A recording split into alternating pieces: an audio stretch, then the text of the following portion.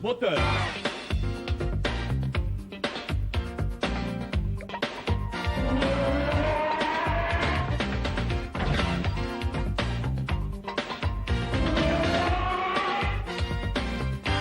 Ça tourne.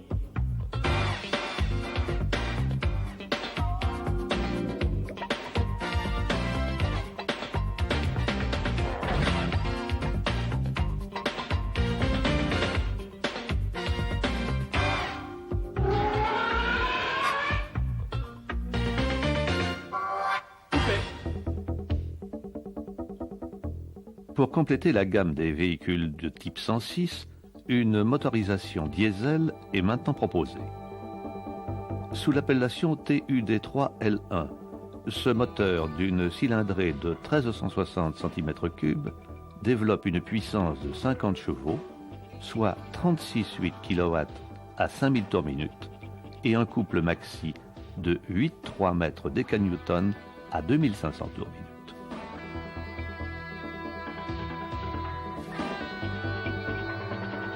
Il reprend l'architecture des moteurs TU Essence à bloc en alliage léger avec chemise humide.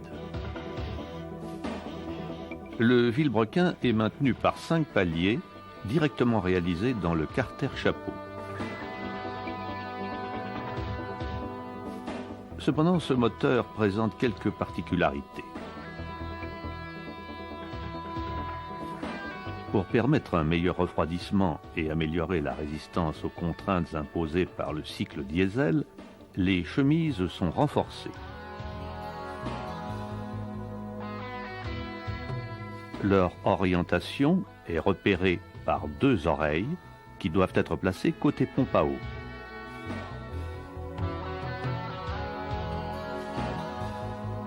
Les pistons sont pourvus d'un insert métallique en fonte pour recevoir le segment coup de feu.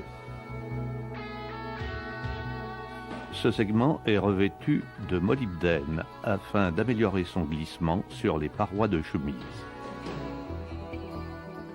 Le segment d'étanchéité est conique et chromé. Enfin, le segment racleur est de marque Goetz. L'axe de piston, monté libre dans la bielle et le piston, est arrêté en latéral par 2 joncs.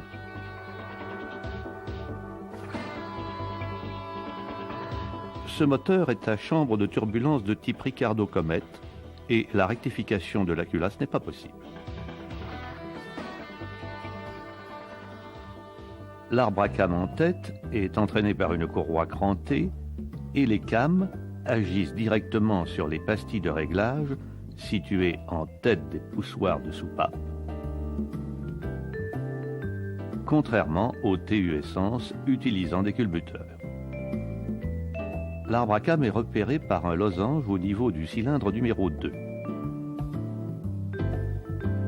Le circuit de lubrification des paliers d'arbre à cam permet aussi le graissage de la pompe à vide d'assistance de freinage à l'aide d'un gicleur situé en bout d'arbre.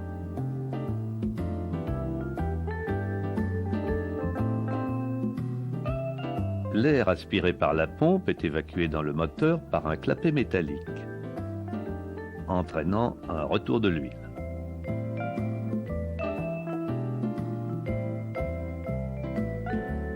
Un bon renouvellement du graissage de la pompe est ainsi assuré.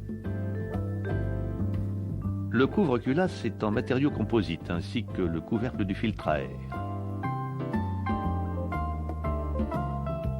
Un résonateur est incorporé à l'ensemble filtre à air. Le réchauffeur de gazole fixé sur la culasse est à filtre intégré. Un élément thermostatique permet à froid un passage du combustible par le réchauffeur.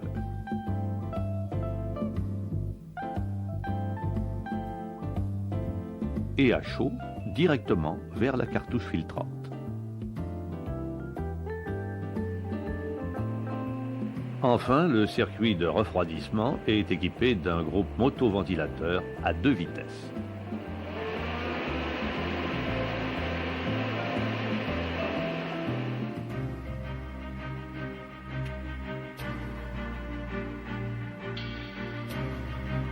Une courroie crantée assure le synchronisme entre l'arbre moteur, la pompe d'injection et l'arbre à câble.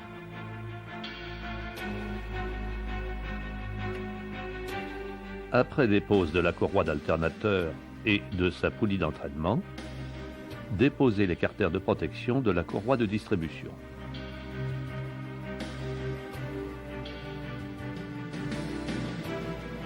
Puis déposez des bougies de préchauffage pour faciliter la rotation du moteur.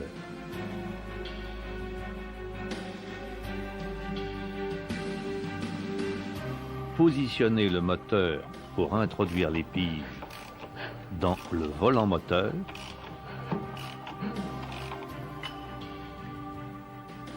Dans les pignons de pompe d'injection et d'arbre à câble.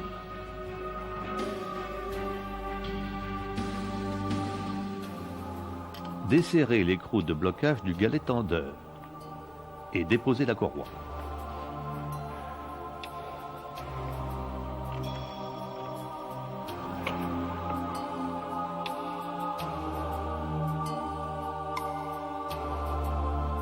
Conservez en place les différentes piges et procédez à la repose de la courroie.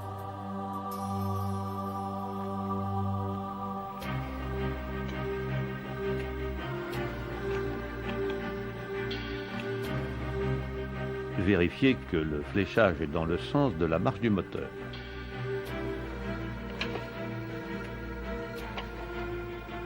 Tendre modérément la courroie en agissant sur le galet.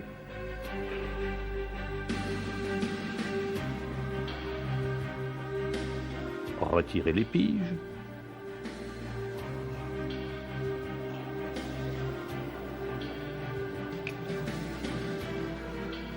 Tournez le vilebrequin dans le sens de la marche pour obtenir une bonne mise en place de la courroie. Effectuez 2 tours d'arbre à cam et revenir au point de pigeage.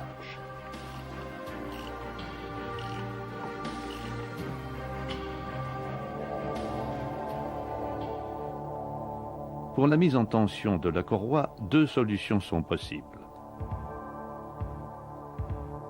La première utilise un levier placé sur le galet tendeur et un poids de 2 kg. Rappelons qu'en TU essence bloc alliage, le poids utilisé est de 1,5 kg. Ajoutez le poids additionnel pour le réglage diesel. La seconde méthode implique l'utilisation de l'appareil SEM. Pour la première méthode, montez le levier équipé de son poids dans le galet tendeur.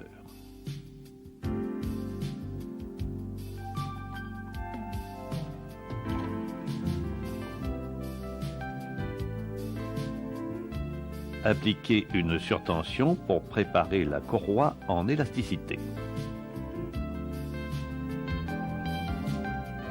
Retirez la pige du volant moteur.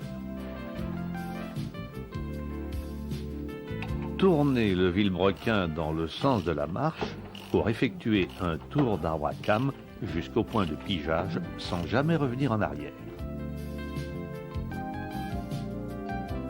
La surtension est alors répartie sur l'ensemble de la courroie. Attendre 1 minute. Pour appliquer à la courroie la tension définitive, desserrez lentement le galet. Pour obtenir le bon réglage, le levier doit être impérativement horizontal. Effectuez de nouveau un tour d'arbre à cam.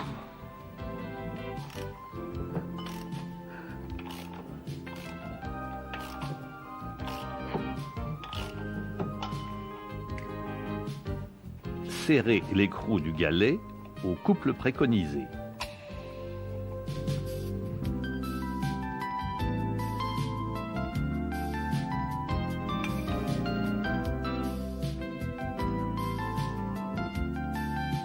La seconde méthode utilise l'appareil SEM constitué d'un capteur et d'un afficheur.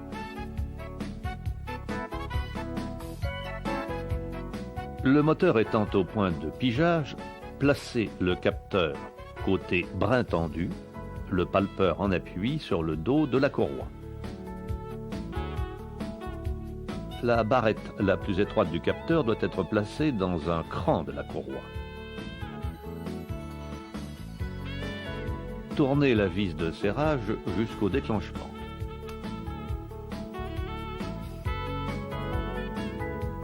En agissant sur le galet tendeur, affichez une valeur de 50 unités pour appliquer une surtension temporaire.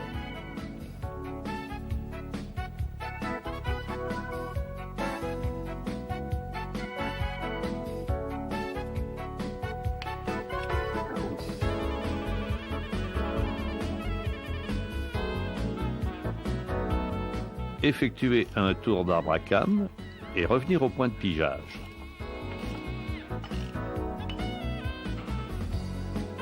Attendre 1 minute. Détendre modérément la courroie et la retendre jusqu'à 39 unités sans jamais dépasser cette valeur.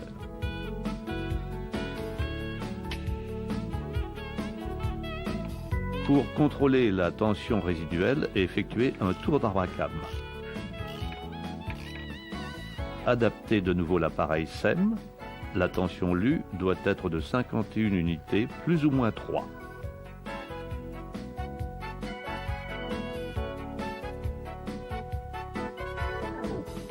Si la mesure est hors tolérance, reprendre l'opération après la surtension.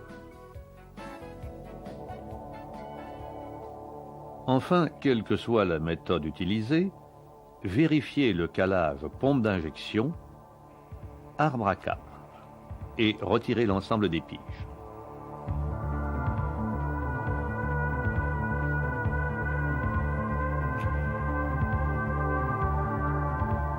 Rappelons que dans les deux méthodes, nous avons effectué pour l'arbre à cames 2 tours pour la mise en place de la courroie, 1 tour pour la surtension, 1 tour pour la mise en tension définitive.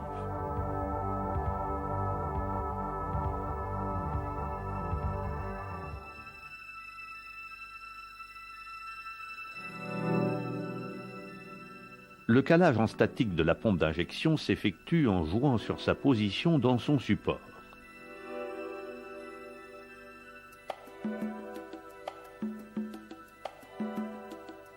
Après dépose des bougies de préchauffage, engagez la pige dans le volant moteur.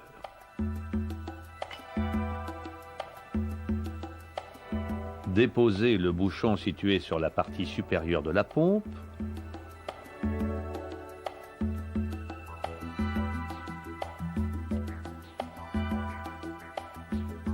Et les tuyaux d'injecteur. Desserrez les brides de la pompe.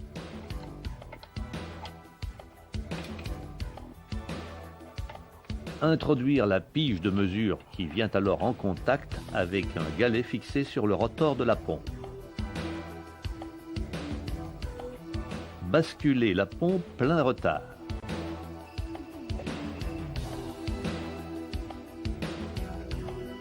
Tournez le vilebrequin en sens inverse.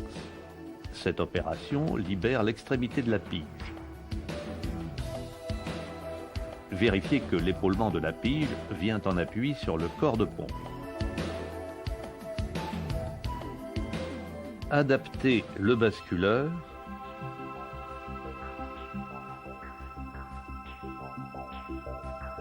et le comparateur avec un embout plat. Étalonnez alors le comparateur à 0.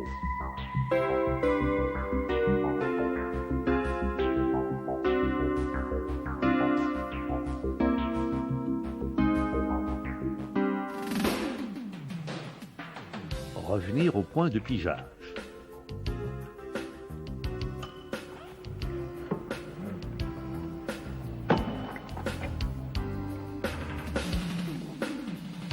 Faire pivoter lentement la pompe dans le sens avance, c'est-à-dire vers le moteur, jusqu'à ce que le comparateur indique la valeur gravée sur le levier d'accélération.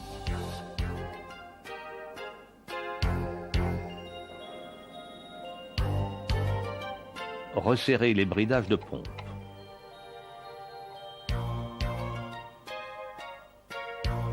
Pour contrôler le calage, retirez la pige du volant moteur. Tournez le moteur en sens inverse de la marche d'un quart de tour.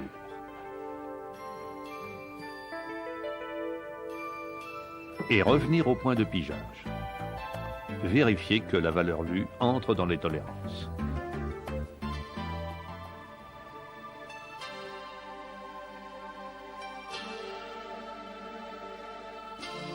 Le réglage d'anticalage et de ralenti doit se faire moteur chaud.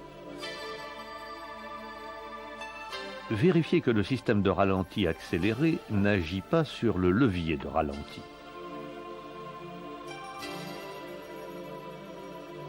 Le câble doit présenter un jeu minimum de 0,5 mm.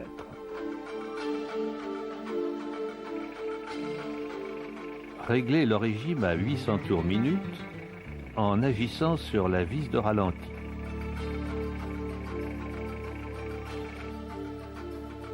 Puis pour régler l'anticalage, placez une cale de 1 mm entre le levier d'accélération et sa butée.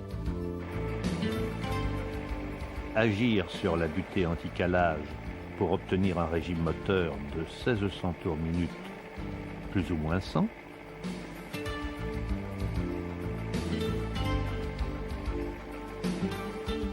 Retirez la cale et réglez enfin le ralenti à 780 tours minute plus ou moins 20. Vérifiez la décélération moteur.